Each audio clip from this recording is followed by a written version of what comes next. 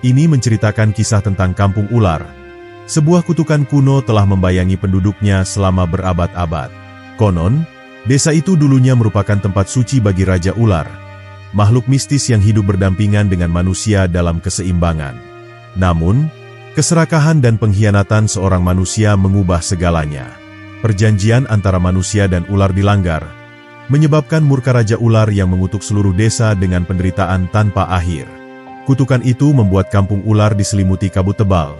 Roh-roh penasaran berkeliaran, dan suara bisikan dari dunia gaib terus menghantui setiap sudut desa. Penduduk desa hidup dalam ketakutan, percaya bahwa satu-satunya cara untuk membebaskan diri adalah dengan menebus kesalahan leluhur mereka. Namun, tidak ada yang tahu bagaimana cara menghentikan kutukan tersebut. Hingga suatu hari, seorang pengembara misterius bernama Ki Jagat Sakti tiba di desa itu. Mari kita lanjut ke kisah lengkapnya. Di suatu tempat yang tersembunyi di pelosok Nusantara, terdapat sebuah desa yang dikenal dengan nama Kampung Ular. Nama ini bukan sekadar sebutan, melainkan cerminan dari sejarah kelam dan penuh misteri yang menyelimutinya. Tidak banyak yang tahu tentang asal-usulnya secara pasti, namun legenda yang berkembang di antara penduduk setempat menyimpan kisah yang luar biasa. Sejak dahulu kala, desa ini memiliki hubungan erat dengan makhluk melata yang dianggap sakral, yakni ular. Konon, siapapun yang memasuki wilayah ini akan merasakan aura mistis yang berbeda dari tempat lain. Ular-ular berukuran besar sering terlihat melata dengan tenang di antara rumah-rumah penduduk, seolah telah menjadi bagian dari kehidupan mereka. Banyak orang luar yang mencoba mencari tahu mengapa desa ini begitu erat kaitannya dengan ular. Namun, tidak semua yang datang bisa kembali dengan cerita yang utuh. Beberapa orang menghilang tanpa jejak, sementara yang lain kembali dalam keadaan linglung, seolah-olah telah melihat sesuatu yang melampaui batas akal manusia. Menurut cerita para tetua desa, kisah ini bermula ratusan tahun yang lalu, ketika tanah ini masih berupa hutan belantara yang dihuni oleh makhluk-makhluk gaib. Hutan ini dianggap sebagai tempat tinggal para siluman ular yang menjaga keseimbangan alam. Tidak ada manusia yang berani memasuki wilayah ini tanpa izin atau niat yang tulus. Namun, suatu ketika, datanglah seorang lelaki bernama Ki Jagat Sakti, seorang petualang dari negeri seberang yang tertarik dengan keindahan hutan tersebut. Ia bukan sekadar seorang pengelana biasa, tetapi seseorang yang memiliki ilmu tinggi dan ketertarikan mendalam terhadap rahasia alam gaib. Ki Jagat Sakti bertekad menjelajahi hutan tersebut, tanpa mengetahui bahwa langkahnya akan mengubah nasib wilayah itu untuk selamanya. Saat pertama kali menginjakan kaki di hutan itu, Ki Jagat Sakti merasakan hawa dingin yang menusuk tulang, meskipun matahari bersinar terik di atas kepala. Suara desisan halus terdengar dari balik pepohonan, seolah ada sesuatu yang mengawasinya. Namun, ia tidak merasa takut, karena ia percaya pada kekuatan yang dimilikinya. Beberapa hari berlalu, dan Ki Jagat Sakti semakin jauh masuk ke dalam hutan. Ia mulai menemukan tanda-tanda keberadaan makhluk gaib. Ada bekas jejak melingkar di tanah, sarang ular raksasa, dan pohon-pohon yang seakan membentuk lorong menuju suatu tempat yang tidak diketahui. Ia pun memutuskan untuk mencari tahu lebih dalam, tanpa menyadari bahwa keputusan itu akan membawanya pada takdir yang tidak terduga. Di suatu malam yang gelap gulita, ketika bulan purnama bersinar terang di langit, Ki Jagat Sakti akhirnya tiba di sebuah gua besar yang tersembunyi di balik lebatnya pepohonan. Ia merasakan energi yang begitu kuat keluar dari dalam gua tersebut. Tanpa ragu, ia melangkah masuk ke dalamnya, membawa serta obor yang menerangi jalan. Begitu ia melewati mulut gua, angin berhembus kencang, dan suara gemuruh terdengar dari dalam kegelapan. Tiba-tiba, dari kedalaman gua, muncul sosok ular raksasa dengan sisi keemasan yang berkilauan di bawah cahaya obornya. Mata ular itu menyala merah menyala, seakan menatap langsung ke dalam jiwanya. Ki Jagat Sakti, yang selama ini tidak pernah takut akan bahaya, untuk pertama kalinya merasakan sesuatu yang belum pernah ia alami sebelumnya. Sebuah ketakutan yang datang dari lubuk hatinya yang terdalam. Ular itu bukan sekadar makhluk biasa. Ia adalah penjaga tanah ini, makhluk yang telah ada sejak zaman dahulu, yang memegang kunci rahasia di balik misteri kampung ular. Namun, Ki Jagat Sakti tidak mundur. Ia berdiri tegak, menatap balik sang ular, dan bersiap untuk menghadapi takdir yang telah menantinya. Ki Jagat Sakti berdiri tegak di hadapan makhluk raksasa itu. Tubuhnya membeku dalam ketegangan yang tak dapat dijelaskan. Ular tersebut, dengan mata berkilau merah seperti bara api, tampak mengamati setiap gerakan kecil yang dibuatnya. Diam-diam, Ki Jagat Sakti mulai memahami bahwa sosok ini bukan sembarang ular, melainkan Raja Ular, pemimpin dari segala makhluk melata yang menghuni tanah ini. Udara di dalam gua terasa semakin berat, seakan menekan dada, membuat pernapasan semakin sulit. Sang Raja Ular mendesis pelan, namun suara itu menggema di seluruh gua seperti raungan petir. Ki Jagat Sakti tetap tenang, menguatkan hatinya. Sebagai seorang petualang yang telah banyak menghadapi berbagai makhluk gaib, ia tahu bahwa ketakutan hanya akan memperburuk keadaan. Dengan suara lantang, ia mengucapkan salam penghormatan kepada sang raja, berharap mendapatkan jawaban yang tidak berujung pada malapetaka. Namun, yang terjadi selanjutnya sungguh di luar dugaan. Alih-alih membalas dengan kata-kata, Raja Ular mendekatkan wajahnya ke arah Ki Jagat Sakti, lalu menyemburkan udara panas yang membawa bau belerang. Mata Ki Jagat Sakti mulai berkunang-kunang, seolah pikirannya ditarik ke dalam pusaran yang tak terlihat. Seketika, ia melihat gambaran-gambaran aneh berkelebat di dalam kepalanya. Bayangan sebuah kerajaan tua, orang-orang yang hidup berdampingan dengan ular, serta sebuah tragedi besar yang mengakhiri segalanya. Penglihatan itu begitu nyata hingga membuat tubuh Ki Jagat Sakti bergetar. Ia melihat seorang raja yang dihormati, yang memiliki kemampuan berkomunikasi dengan ular. Raja itu tidak lain adalah pendiri kerajaan yang dulu berdiri di atas tanah ini. Dengan kebijaksanaan dan kekuatannya, ia berhasil menciptakan keseimbangan antara manusia dan para ular penjaga. Namun, sebagaimana kebanyakan kisah tentang kekuasaan, kehancuran datang dari dalam. Suatu hari, seorang penasihat kerajaan yang iri hati mencoba menggulingkan sang raja.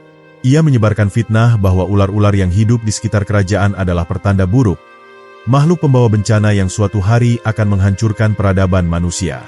Hasutan itu menyebar dengan cepat, hingga akhirnya rakyat mulai percaya bahwa kehadiran ular adalah ancaman. Dalam sekejap, mereka berubah dari pemuja menjadi pemburu.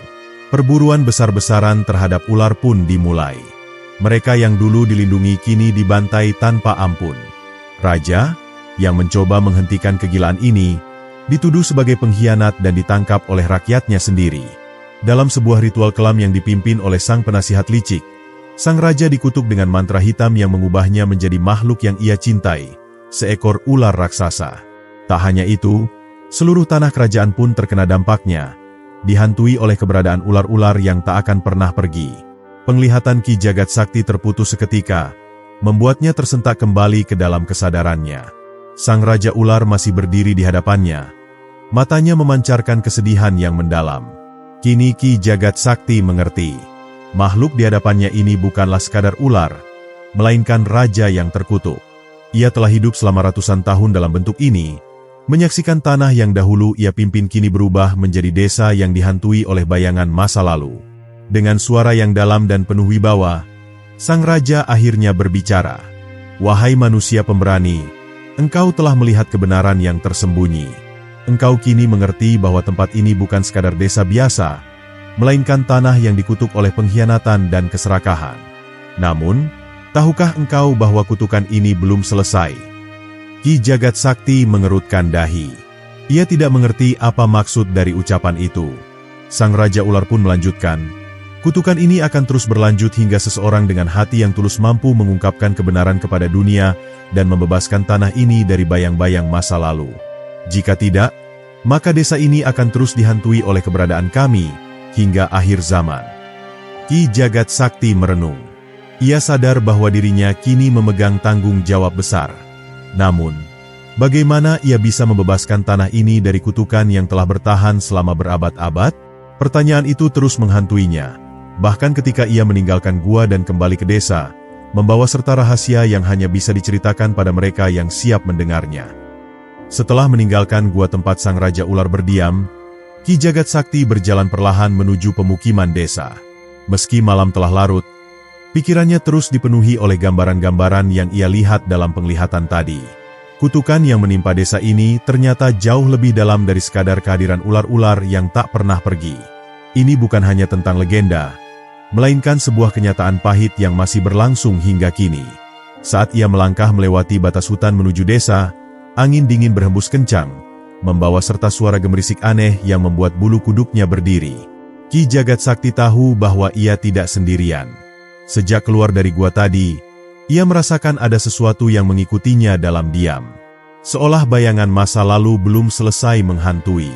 Namun, ia tetap berjalan tanpa menoleh ke belakang, yakin bahwa jawaban atas misteri ini hanya bisa ditemukan di dalam desa. Ketika Ki Jagat Sakti tiba di pemukiman, ia melihat suasana yang ganjil. Tidak ada satupun cahaya yang menyala. Tidak ada suara dari dalam rumah-rumah kayu yang biasanya ramai menjelang malam. Semua pintu tertutup rapat, dan hanya terdengar suara desir angin yang membawa kesunyian mencekam. Ini bukan suasana desa biasa. Seakan ada sesuatu yang terjadi tanpa ia ketahui. Dengan hati-hati, ia mendekati salah satu rumah dan mengetuk pintunya. Tidak ada jawaban. Ia mencoba rumah lain, tetapi hasilnya sama. Hanya keheningan yang menyambutnya. Hati Ki Jagat Sakti semakin tidak tenang. Ia tahu bahwa penduduk desa ini bukanlah orang-orang yang mudah takut. Mereka telah hidup berdampingan dengan ular-ular selama berabad-abad, menghadapi segala macam ancaman. Namun, mengapa mereka tiba-tiba bersembunyi seperti ini? Tiba-tiba, terdengar suara langkah kaki di belakangnya. Ki Jagat Sakti segera berbalik, hanya untuk melihat seorang lelaki tua dengan jubah lusuh berdiri di sudut gang sempit. Wajahnya penuh keriput, namun matanya masih menyiratkan ketajaman yang tajam. Ki Jagat Sakti mengenali lelaki itu, Mbah Rengga, tetua desa yang dikenal sebagai penjaga rahasia leluhur. Tanpa mengucapkan sepatah kata pun, Mbah Rengga memberi isyarat kepada Ki Jagat Sakti untuk mengikutinya. Mereka berjalan melewati lorong-lorong sempit, hingga akhirnya tiba di sebuah rumah kecil yang terletak di tepi desa.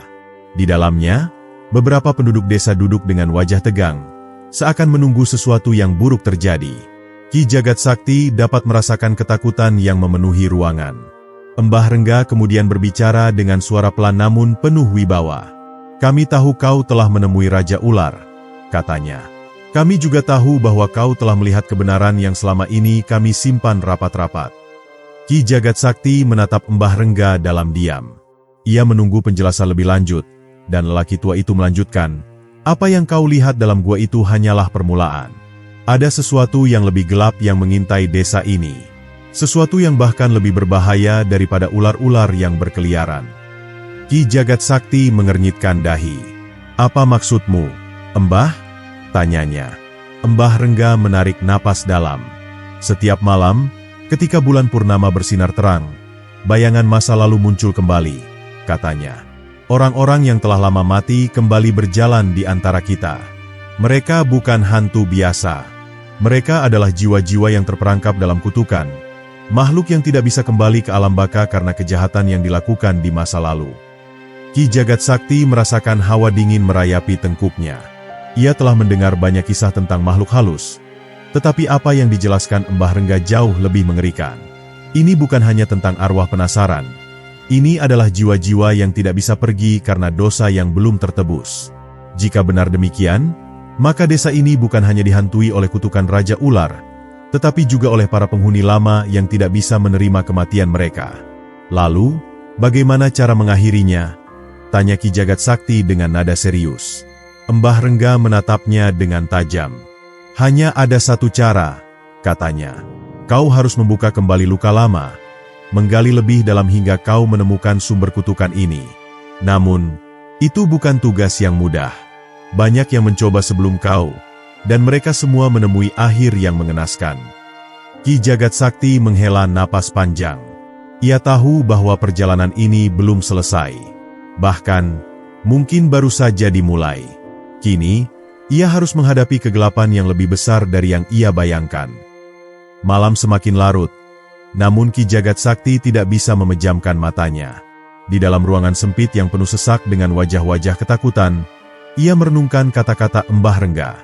Jika benar desa ini dihantui oleh jiwa-jiwa yang terperangkap dalam kutukan, maka ia harus menemukan cara untuk membebaskan mereka. Namun, pertanyaannya adalah, bagaimana? Ia bukan orang sembarangan, tapi bahkan dengan segala ilmu yang dimilikinya, ia belum pernah menghadapi sesuatu seperti ini sebelumnya. Mbah Rengga duduk di sudut ruangan. Matanya yang tajam memperhatikan Ki Jagat Sakti dengan penuh kewaspadaan.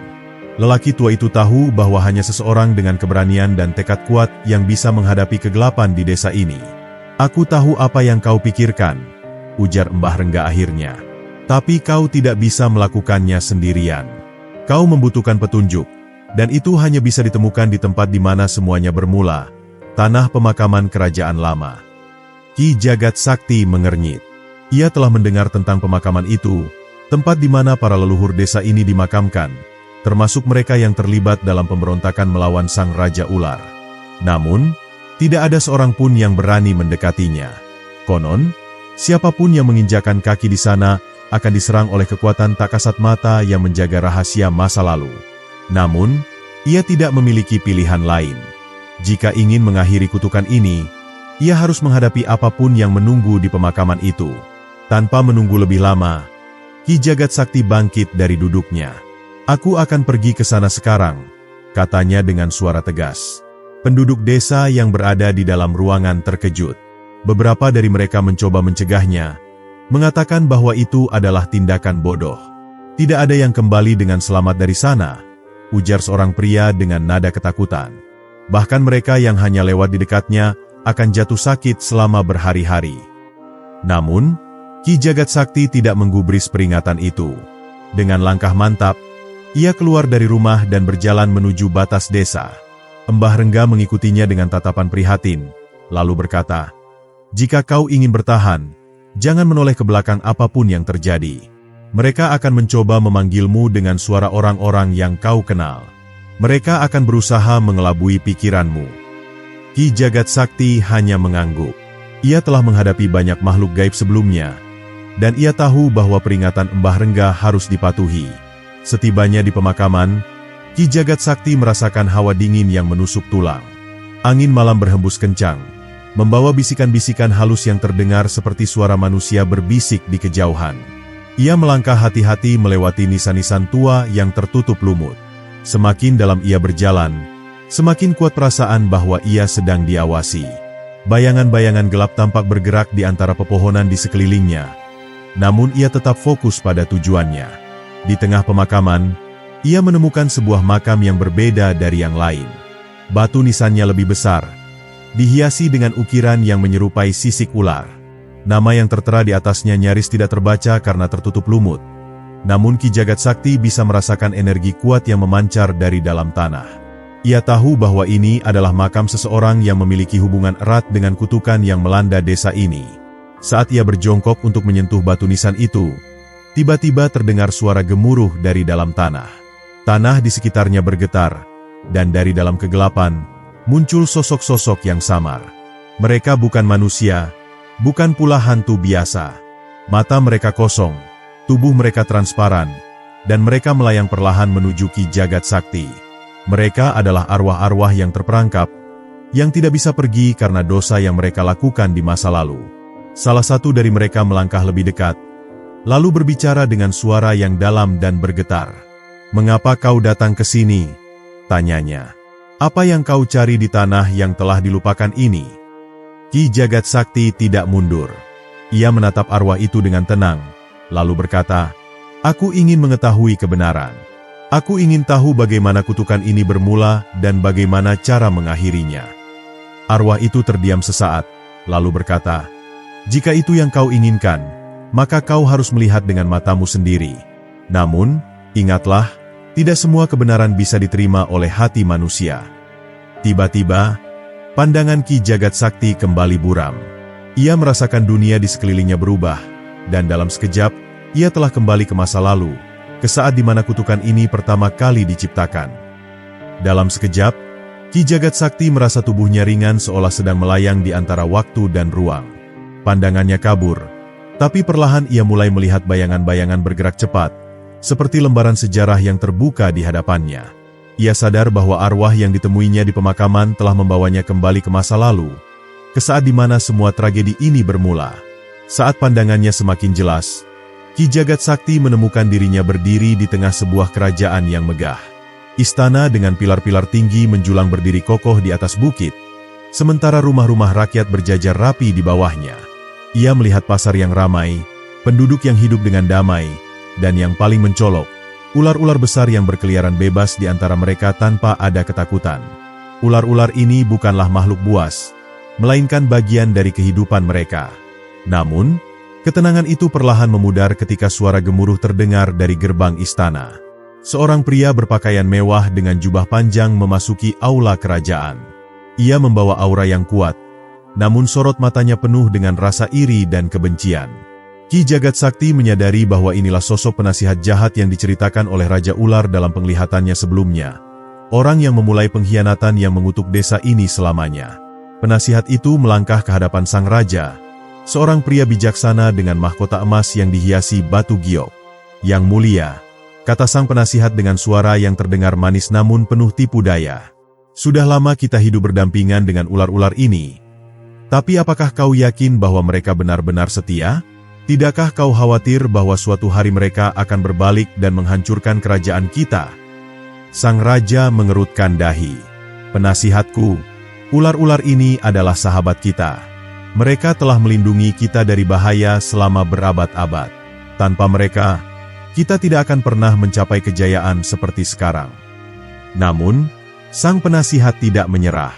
Ia tahu bahwa jika ingin mengambil alih kekuasaan, ia harus memecah belah kepercayaan antara manusia dan ular. Aku paham, Yang Mulia, katanya, tapi tidak semua rakyat memiliki pemikiran secerdas dirimu. Mereka mulai takut. Mereka melihat semakin banyak ular yang berkeliaran di sekitar rumah mereka. Anak-anak mereka bermain terlalu dekat dengan makhluk-makhluk ini. Tidakkah kau ingin memastikan bahwa kerajaan ini tetap aman? Keraguan mulai muncul di wajah sang raja, dan penasihat itu tersenyum dalam hati. Ia telah menanamkan benih ketakutan di benak penguasa yang selama ini menjunjung tinggi kedamaian. Malam itu, ia mengumpulkan beberapa bangsawan yang memiliki ambisi tinggi. Bersama mereka, ia menyusun rencana keji, mengadu domba manusia dan ular hingga tidak ada lagi kepercayaan di antara mereka. Dalam waktu singkat, rumor mulai menyebar ke seluruh penjuru kerajaan. Dikatakan bahwa ular-ular telah berubah menjadi ancaman, bahwa mereka mulai memangsa anak-anak manusia di malam hari. Kebohongan ini membakar ketakutan dalam hati rakyat, dan dalam hitungan hari, perburuan ular dimulai. Rakyat yang dulu memuja mereka kini berubah menjadi pemburu yang kejam. Setiap ular yang ditemukan dibantai tanpa ampun, termasuk yang selama ini menjadi penjaga kerajaan. Sang raja yang menyaksikan pembantaian ini mulai menyadari kesalahannya, namun semuanya sudah terlambat. Ia mencoba menghentikan pembantaian, tetapi rakyatnya telah dibutakan oleh kebencian yang ditanamkan oleh sang penasihat. Saat ia akhirnya turun tangan untuk menyelamatkan para ular, ia malah dianggap sebagai pengkhianat. Para bangsawan, yang telah terpengaruh oleh janji-janji manis sang penasihat, menjatuhkan vonis terhadapnya. Dalam sebuah ritual yang dipimpin oleh penasihat licik itu, sang raja dikutuk menjadi ular raksasa sebagai hukuman atas pengkhianatannya terhadap manusia. Namun, mereka tidak menyadari bahwa kutukan itu tidak hanya akan mengubah sang raja, tetapi juga membawa malapetaka bagi seluruh kerajaan. Saat sang raja berubah menjadi makhluk melata dengan tubuh yang menjulang tinggi, langit di atas kerajaan tiba-tiba berubah kelam. Angin badai menderu, dan suara gemuruh terdengar dari dalam tanah. Sang raja ular telah lahir, dan dengan itu, kerajaan ini akan binasa. Terdengar suara gaib yang menggema di seluruh negeri. Dalam sekejap, tanah mulai retak, menelan rumah-rumah dan istana. Sungai yang mengalir dengan tenang tiba-tiba meluap, menghancurkan jembatan dan ladang-ladang. Dalam waktu satu malam, kerajaan yang megah itu lenyap tanpa jejak, hanya meninggalkan reruntuhan dan kegelapan yang mengutuk tempat itu untuk selamanya. Ki Jagat Sakti yang menyaksikan semuanya dari penglihatan ini akhirnya mengerti. Ini bukan sekadar kutukan biasa. Ini adalah amarah seorang raja yang dikhianati, ditambah dengan penderitaan ular-ular yang dibantai tanpa sebab. Arwah-arwah yang terperangkap di pemakaman bukan hanya manusia, tetapi juga makhluk-makhluk yang selama ini menjaga keseimbangan antara manusia dan alam. Saat ia kembali sadar, ia menemukan dirinya masih berdiri di pemakaman. Arwah yang tadi menuntunnya ke penglihatan itu masih melayang di hadapannya. Sekarang kau telah melihat kebenarannya, ujar arwah itu. Namun, melihat saja tidak cukup. Kau harus bertindak. Kau harus menebus dosa yang telah dilakukan manusia di masa lalu. Ki Jagat Sakti mengangguk. Ia tahu bahwa tugasnya belum selesai. Sekarang, ia harus mencari cara untuk mengakhiri kutukan yang telah menghantui tempat ini selama berabad-abad. Ki Jagat Sakti berdiri di tengah pemakaman, Hatinya dipenuhi dengan beban yang berat setelah menyaksikan pengkhianatan yang menyebabkan kutukan ini lahir. Udara di sekelilingnya terasa semakin dingin, seolah-olah seluruh tempat itu masih menyimpan dendam yang tak pernah padam. Ia memejamkan mata sejenak, mencoba menenangkan pikirannya. Jika kutukan ini memang akibat dari dosa masa lalu, maka satu-satunya cara untuk mengakhirinya adalah dengan menebus kesalahan tersebut. Namun, pertanyaannya adalah bagaimana caranya?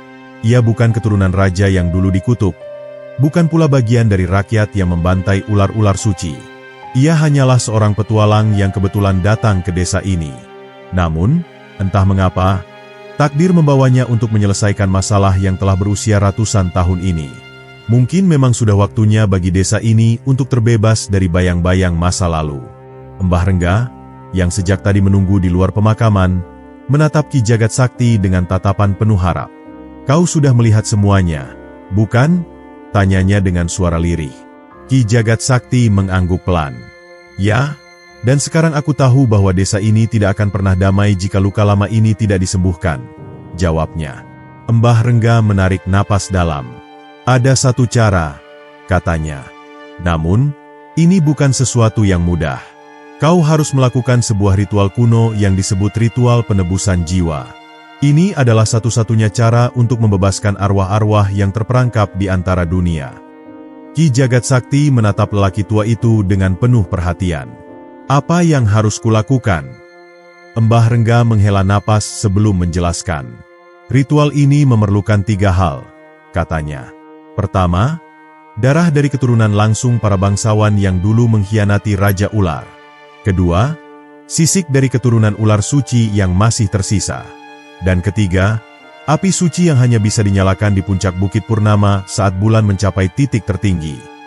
Mendengar persyaratan tersebut, Ki Jagat Sakti menyadari betapa sulitnya tugas ini. Ia harus menemukan keturunan dari kedua belah pihak, manusia dan ular, yang masih hidup hingga sekarang. Namun, lebih dari itu, ia juga harus menyalakan api suci yang hanya bisa dinyalakan di tempat tertentu pada waktu yang sangat spesifik. Ini bukan sekadar tugas biasa. Ini adalah perjalanan yang akan menguji keberaniannya, kepercayaannya, dan yang terpenting, ketulusannya dalam menebus dosa masa lalu. Mbah Rengga kemudian memberi petunjuk pertama. "Di desa ini masih ada keturunan dari para bangsawan lama," katanya. "Namun, mereka tidak akan mudah mengakui jati diri mereka. Mereka telah lama menyembunyikan darah yang mengalir dalam tubuh mereka karena takut akan kutukan ini." Ki Jagat Sakti mengangguk. Ia mengerti bahwa mencari mereka bukanlah hal yang mudah. Lalu, Mbah Rengga melanjutkan, "Untuk sisik ular suci, ada satu makhluk yang mungkin masih hidup di dalam hutan. Seekor naga kecil yang merupakan keturunan terakhir dari garis Raja Ular." Ki Jagat Sakti terkejut. Ia tidak menyangka bahwa masih ada keturunan ular suci yang tersisa di dunia ini. Jika benar, maka ia harus menemukannya sebelum terlambat. Terakhir, mengenai api suci, Mbah Rengga berkata, "Bukit Purnama adalah tempat suci yang telah lama ditinggalkan. Namun, untuk menyalakan api suci di sana, kau membutuhkan benda yang disebut batu penerang jiwa.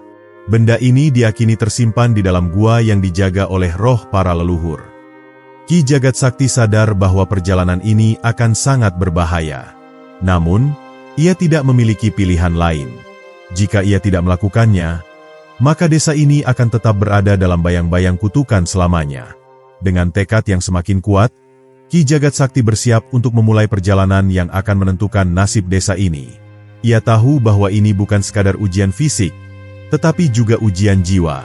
Ia harus menghadapi ketakutan, mengungkap kebenaran yang tersembunyi, dan yang terpenting, mengorbankan sesuatu demi menyelamatkan yang lain. "Baiklah," katanya dengan suara mantap. "Aku akan menemukan semua yang diperlukan untuk ritual ini. Aku akan menebus dosa yang telah menghancurkan desa ini." Setelah mendengar petunjuk dari Mbah Rengga, Ki Jagat Sakti sadar bahwa perjalanan ini akan sangat panjang dan penuh rintangan. Ia harus menemukan keturunan bangsawan pengkhianat yang masih hidup serta keturunan terakhir dari garis Raja Ular, dua sosok yang telah lama menghilang dari sejarah. Tanpa kedua elemen ini, ritual penebusan jiwa tidak akan bisa dilakukan, dan kutukan yang melanda desa ini akan terus berlanjut. Langkah pertama adalah menemukan keturunan manusia dari para bangsawan yang dahulu berkhianat terhadap Raja Ular. Menurut Mbah Rengga, mereka masih ada di desa, tetapi telah menyembunyikan identitas mereka selama ratusan tahun karena takut akan balas dendam para roh yang dikutuk. Mereka hidup di antara penduduk biasa, tanpa pernah mengungkapkan siapa mereka sebenarnya. Ki Jagat Sakti tahu bahwa mencari mereka tidak akan mudah. Ia memutuskan untuk mulai dari rumah-rumah tua di bagian barat desa, tempat para keluarga bangsawan dahulu tinggal sebelum kerajaan mereka runtuh. Malam itu, ia berjalan melewati lorong-lorong desa yang sepi, hanya diterangi oleh cahaya bulan. Di antara reruntuhan bangunan yang tertutup lumut, ia menemukan sebuah rumah yang masih berdiri kokoh meskipun sudah termakan usia. Jendela-jendelanya tertutup rapat, dan pintunya terlihat jarang dibuka. Dengan hati-hati, ia mengetuk pintu. Tidak ada jawaban. Ia mencoba lagi, kali ini lebih keras. Setelah beberapa saat, suara langkah kaki terdengar dari dalam. Pintu terbuka sedikit, memperlihatkan sepasang mata tua yang penuh curiga. "Siapa kau?" Suara seorang lelaki tua terdengar dari balik pintu. Ki Jagat Sakti menatapnya dengan tenang. "Aku datang untuk mencari kebenaran," katanya. Lelaki tua itu menghela napas panjang sebelum membuka pintu lebih lebar, membiarkan Ki Jagat Sakti masuk. Di dalam rumah yang remang-remang, ia melihat benda-benda antik yang mengingatkan pada masa lalu kerajaan. Ada lukisan lama, baju zirah yang mulai berkarat, dan sebuah pedang yang masih mengilap meskipun sudah berusia ratusan tahun. Ki Jagat Sakti tahu bahwa ia telah menemukan orang yang tepat. "Aku tahu siapa kau sebenarnya," kata Ki Jagat Sakti tanpa basa-basi. "Kau adalah keturunan dari bangsawan yang mengkhianati Raja Ular." Lelaki tua itu terdiam. Ia tampak ingin menyangkal, tetapi tatapan Ki Jagat Sakti terlalu tajam untuk dihindari. Setelah beberapa saat, ia mengangguk perlahan.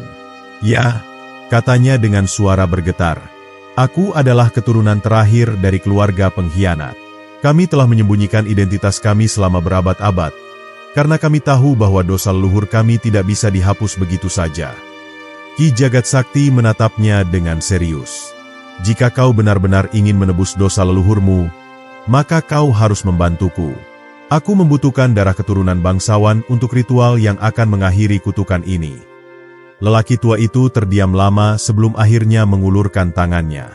"Jika ini adalah cara untuk menebus kesalahan yang telah dilakukan nenek moyangku, maka aku akan melakukannya." Dengan sebuah belati kecil, ia membuat sayatan di telapak tangannya, membiarkan darahnya menetes ke dalam botol kecil yang diberikan oleh Ki Jagat Sakti. Setelah mendapatkan elemen pertama dari ritual, Ki Jagat Sakti melanjutkan pencariannya untuk menemukan keturunan terakhir dari garis Raja Ular. Menurut Mbah Rengga, makhluk ini masih hidup di dalam hutan terlarang yang terletak di perbatasan desa. Banyak yang mencoba mencarinya, tetapi tidak ada yang pernah kembali. Mereka yang berhasil kembali hanya membawa cerita mengerikan tentang sosok ular besar yang menjaga hutan itu dengan kejam. Ki Jagat Sakti tahu bahwa perjalanan ini tidak akan mudah. Dengan tekad yang kuat, ia meninggalkan desa menuju hutan yang dipenuhi dengan aura mistis. Suara burung hantu menggema di antara pepohonan, dan kabut tebal menyelimuti tanah, menciptakan suasana yang semakin menyeramkan. Namun, ia tidak membiarkan rasa takut menguasainya. Ia melangkah dengan hati-hati, mengikuti suara-suara aneh yang berbisik di dalam hutan. Di tengah hutan, ia menemukan sebuah gua besar yang dikelilingi oleh bebatuan hitam. Dari dalamnya terdengar suara desisan tajam, seperti seekor ular raksasa yang sedang menunggu mangsanya. Dengan hati-hati, ia melangkah masuk, mencoba menyesuaikan matanya dengan kegelapan. Di dalam gua, ia melihat sesuatu yang membuatnya terkejut. Seekor ular besar dengan sisik berwarna emas sedang melingkar di tengah ruangan, menatapnya dengan mata tajam yang bersinar. Ular itu tidak langsung menyerang, tetapi matanya menunjukkan bahwa ia tahu siapa yang datang. "Aku tidak mencari pertarungan," kata Ki Jagat Sakti dengan suara tenang. "Aku datang untuk meminta bantuanmu.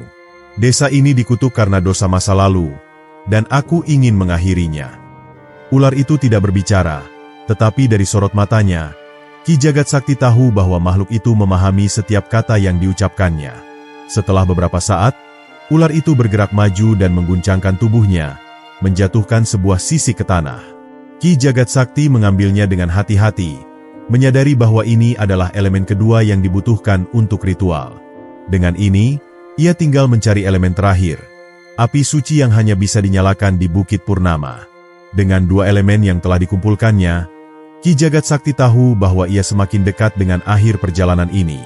Namun, ia juga tahu bahwa bagian tersulit masih menunggunya.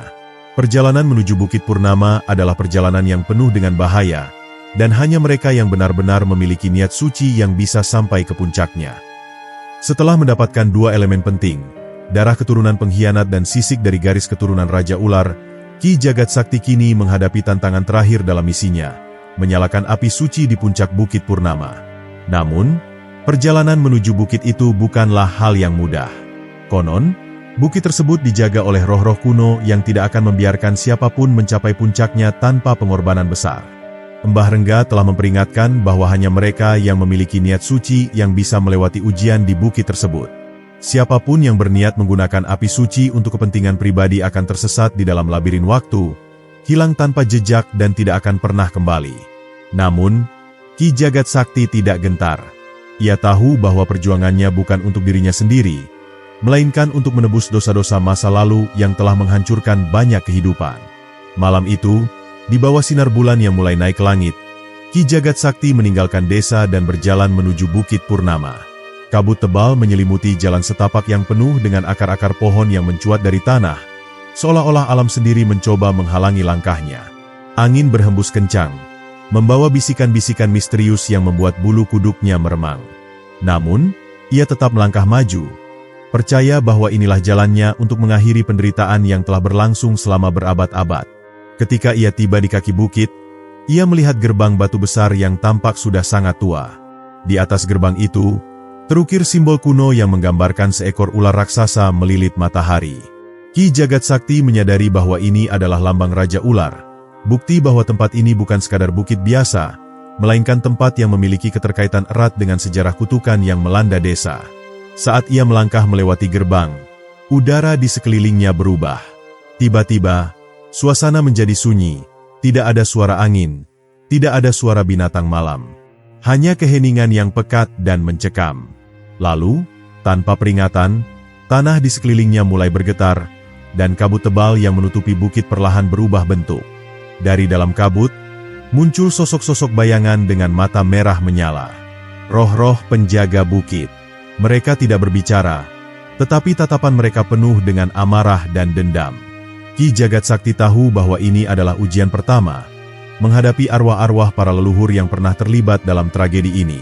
Tanpa gentar, ia berdiri tegak dan berkata, "Aku datang bukan untuk mencuri kekuatan bukit ini, tetapi untuk mengakhiri kutukan yang telah menghancurkan desa ini selama berabad-abad." Namun, roh-roh itu tidak langsung memberi jalan. Sebaliknya, salah satu dari mereka melayang ke depan dan berbicara dengan suara yang terdengar seperti gaungan ribuan jiwa yang bersatu. Hanya mereka yang berani menghadapi kebenaran yang bisa melanjutkan perjalanan ini. Jika kau ingin menyalakan api suci, kau harus melewati labirin waktu dan menghadapi bayangan masa lalu yang belum terselesaikan. Seketika, dunia di sekelilingnya berubah. Ki Jagat Sakti merasa seperti ditarik ke dalam pusaran yang tidak berujung. Ketika ia membuka matanya, ia tidak lagi berada di bukit, melainkan di sebuah istana yang ia kenali dari penglihatannya sebelumnya. Istana tempat Raja Ular pernah memerintah sebelum dikhianati. Namun kali ini, istana itu tidak dalam keadaan hancur. Ia melihat para bangsawan berjalan dengan angkuh, sementara para pelayan berlutut dengan ketakutan. Di tengah aula, ia melihat sosok yang ia kenali, penasihat licik yang telah menghasut sang raja untuk membenci para ular. Kali ini, Ki Jagat Sakti tidak hanya melihatnya sebagai bayangan masa lalu, tetapi sebagai sosok nyata yang bisa ia hadapi. Ia sadar bahwa inilah ujian sesungguhnya, bukan hanya menelusuri sejarah, tetapi juga menghadapi mereka yang telah menciptakan kehancuran ini. Tanpa ragu, ia melangkah maju dan berhadapan langsung dengan sang penasihat. "Kau adalah akar dari semua ini," katanya dengan suara penuh keberanian. "Kau yang menanamkan kebencian di hati manusia, kau yang menghancurkan kedamaian yang seharusnya tetap terjaga." Penasihat itu hanya tertawa, matanya menyipit penuh ejekan. "Dan apa yang akan kau lakukan?" katanya dengan nada meremehkan. "Sejarah telah ditulis, kutukan telah terjadi. Tidak ada yang bisa kau ubah. Ki Jagat Sakti mengepalkan tangannya. Ia tahu bahwa ia tidak bisa mengubah masa lalu, tetapi ia bisa memastikan bahwa kutukan ini tidak akan berlanjut. Aku tidak akan membiarkan dosa ini terus menghantui mereka yang tidak bersalah, katanya tegas. Aku akan mengakhiri kutukan ini, meskipun itu berarti aku harus menghadapi seluruh murka yang telah kau ciptakan. Saat kata-kata itu diucapkan, dunia di sekelilingnya mulai bergetar. Sosok penasihat itu berteriak marah, tetapi perlahan tubuhnya mulai memudar, seperti bayangan yang diterpa cahaya. Ki Jagat Sakti menyadari bahwa ia telah lulus ujian ini. Ia telah menghadapi bayangan masa lalu dan menunjukkan tekadnya untuk mengubah masa depan. Ketika ia kembali sadar, ia sudah berada di puncak Bukit Purnama. Di hadapannya, berdiri sebuah altar batu dengan sebuah obor yang belum menyala. Ki Jagat Sakti mengeluarkan batu penerang jiwa yang telah ia dapatkan sebelumnya, lalu meletakkannya di tengah altar. Perlahan, batu itu mulai bercahaya, dan api suci menyala dengan sendirinya, menerangi seluruh bukit dengan cahaya keemasan. Ia telah berhasil. Kini, dengan 3 elemen yang telah ia kumpulkan, darah keturunan pengkhianat, sisi keturunan ular suci, dan api suci dari Bukit Purnama, ia telah siap untuk melakukan ritual penebusan jiwa. Namun, ia tahu bahwa perjalanan ini belum berakhir. Ritual itu sendiri akan menjadi tantangan terbesar, karena hanya mereka yang benar-benar suci hatinya yang bisa menyelesaikannya tanpa kehilangan jiwanya sendiri. Dengan hati yang penuh tekad, Ki Jagat Sakti mempersiapkan diri untuk langkah terakhirnya, mengakhiri kutukan yang telah menghantui desa ini selama berabad-abad. Setelah perjalanan panjang yang penuh dengan tantangan, Ki Jagat Sakti kini berdiri di tengah alun-alun Kampung Ular, tempat di mana ritual penebusan jiwa akan dilakukan. Di hadapannya, para tetua desa telah berkumpul, bersama dengan penduduk yang masih percaya bahwa kutukan dapat diangkat. Malam itu, langit tampak lebih gelap dari biasanya, seolah-olah alam pun menahan napasnya menunggu apa yang akan terjadi. Angin berhembus pelan, membawa bisikan-bisikan yang berasal dari dunia tak kasat mata.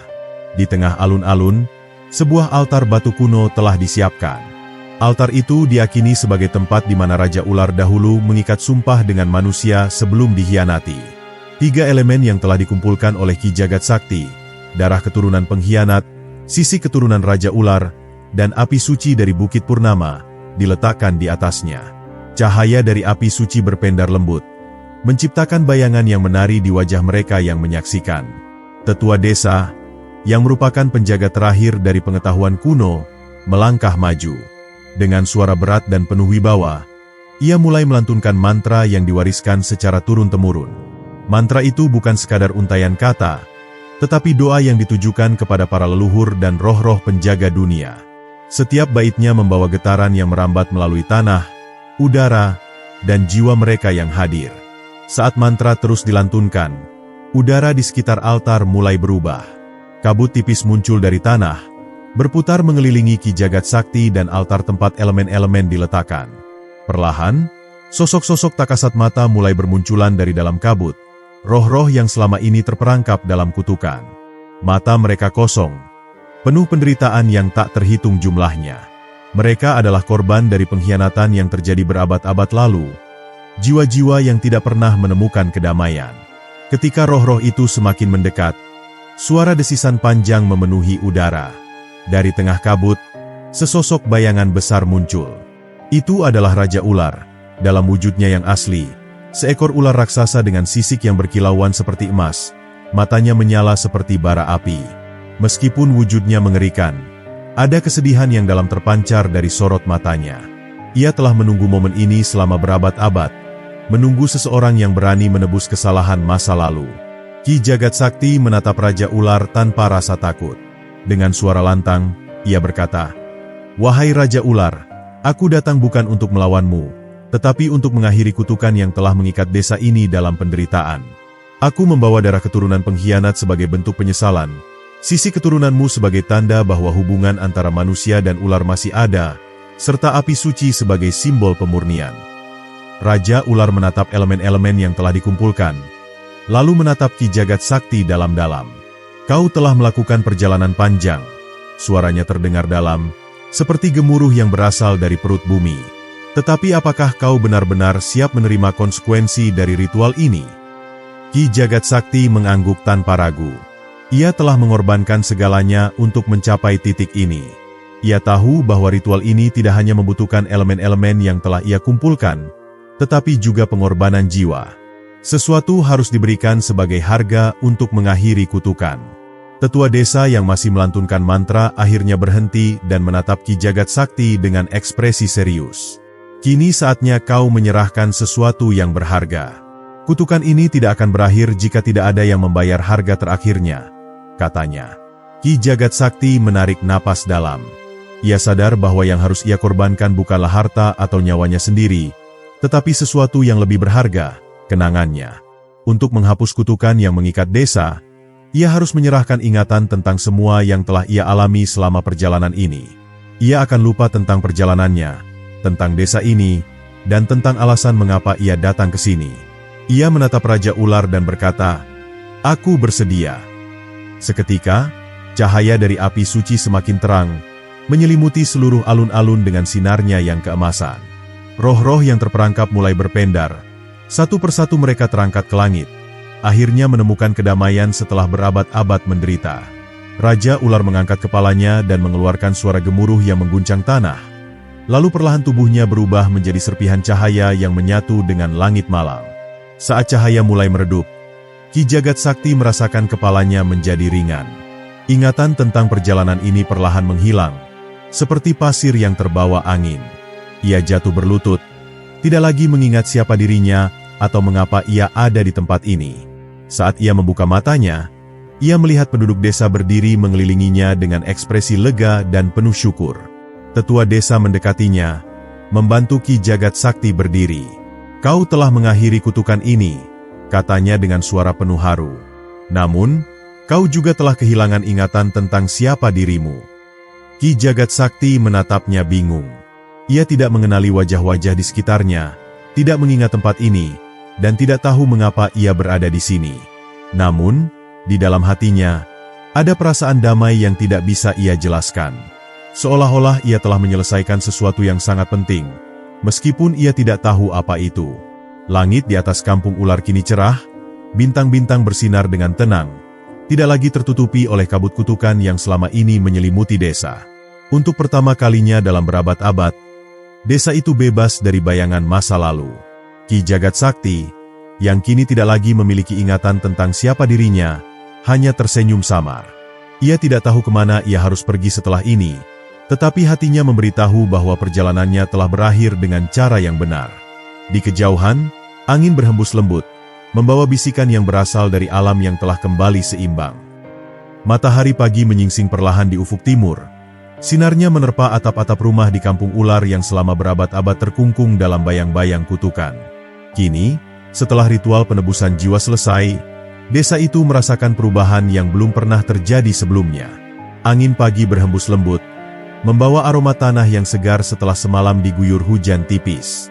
Burung-burung yang sebelumnya jarang terlihat di desa itu kini berkicau merdu di dahan-dahan pohon yang rindang, seolah menyambut era baru yang telah dimulai.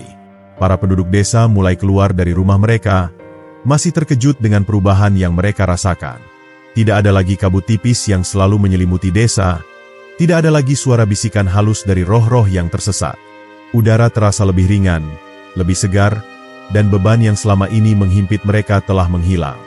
Anak-anak berlari-lari di jalanan tanpa rasa takut. Wajah-wajah mereka dipenuhi dengan kebahagiaan yang belum pernah mereka rasakan sebelumnya. Di tengah alun-alun desa, Ki Jagat Sakti berdiri dalam diam. Wajahnya terlihat tenang, tetapi matanya kosong, seolah sedang mencari sesuatu yang tidak bisa ia temukan. Seperti yang telah diperingatkan sebelumnya, ia kini telah kehilangan seluruh ingatan tentang perjalanan panjang yang telah ia lalui. Ia tidak mengingat namanya, tidak mengingat alasan mengapa ia berada di desa itu, dan tidak mengingat tentang kutukan yang telah ia hilangkan. Ia hanya merasa seperti orang asing yang tiba-tiba terbangun di tempat yang tidak ia kenali. Tetua desa berjalan mendekatinya dengan ekspresi penuh rasa terima kasih. "Kau telah menyelamatkan desa ini," katanya dengan suara bergetar. "Kutukan yang selama ini membelenggu kami telah sirna. Kami berhutang budi padamu, meskipun kau sendiri mungkin tidak lagi mengingat alasan mengapa kau melakukan semua ini." Ki Jagat Sakti menatap pria tua itu dengan kebingungan. Kata-kata itu terdengar begitu berarti, tetapi tidak ada sesuatu pun dalam pikirannya yang bisa menghubungkan semuanya. Aku tidak tahu apa yang telah aku lakukan, katanya pelan. Aku bahkan tidak tahu siapa aku. Tetua desa menghela napas, lalu meletakkan tangannya di bahu Ki Jagat Sakti. Kadang-kadang, pengorbanan terbesar adalah kehilangan sesuatu yang sangat berharga bagi diri sendiri demi menyelamatkan orang lain, katanya dengan bijak. Dan kau telah melakukan itu. Penduduk desa berkumpul di sekelilingnya. Beberapa di antara mereka membawa makanan dan air sebagai tanda penghormatan. Mereka ingin menunjukkan rasa terima kasih mereka dengan cara apapun yang bisa mereka lakukan. Beberapa wanita desa menganggukkan kepala dengan penuh hormat, sementara para lelaki menawarkan tempat tinggal jika Ki Jagat Sakti ingin tetap tinggal bersama mereka. Namun, di dalam hati pria itu, ada sesuatu yang memberitahunya bahwa tempatnya bukan di sini. Meskipun ia tidak ingat siapa dirinya, ia merasa bahwa ia masih memiliki perjalanan lain yang harus ia tempuh. Ada dunia luas di luar desa ini, dan meskipun ia tidak tahu apa yang menunggunya di luar sana, ia tahu bahwa ia harus pergi. Bukan karena ia tidak menghargai penduduk desa, tetapi karena ada suara dalam dirinya yang memanggilnya untuk terus melangkah. Saat hari mulai beranjak siang, Ki Jagat Sakti memutuskan untuk meninggalkan desa. Penduduk desa, meskipun berat hati, memahami keputusannya. Mereka memberinya bekal perjalanan, sebuah bungkusan berisi makanan, air, dan pakaian baru. Tetua desa memberinya sebuah tongkat kayu yang diukir dengan simbol-simbol kuno, sebagai tanda penghormatan dan perlindungan dalam perjalanan yang akan ia tempuh. Sebelum pergi, ia berbalik dan menatap desa untuk terakhir kalinya. Ada sesuatu yang aneh di dalam hatinya, seperti perasaan kehilangan yang tidak bisa ia jelaskan. Meskipun ia tidak mengingat apapun tentang tempat ini, ia tahu bahwa desa ini memiliki makna yang besar baginya. Ia hanya berharap bahwa, di suatu tempat dalam hatinya, ia masih bisa membawa sebagian dari ingatan itu bersamanya. Dengan langkah mantap, ia berjalan menjauh dari desa, menelusuri jalan setapak yang menuju keluar hutan.